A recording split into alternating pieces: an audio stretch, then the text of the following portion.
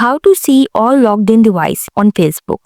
Hey guys, in this video I'll show you how to see all logged in devices on Facebook.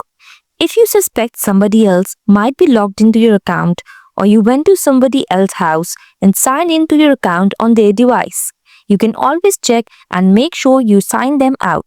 I'll show you how to do it. First of all, we'll tap on the three lines on the top left corner of the screen. Here, I'll tap on Settings and Privacy. Then I'll tap on Settings.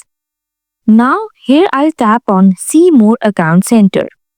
Tap on Password and Security. Here, you will see an option where you're logged in the security checks. Just tap on it.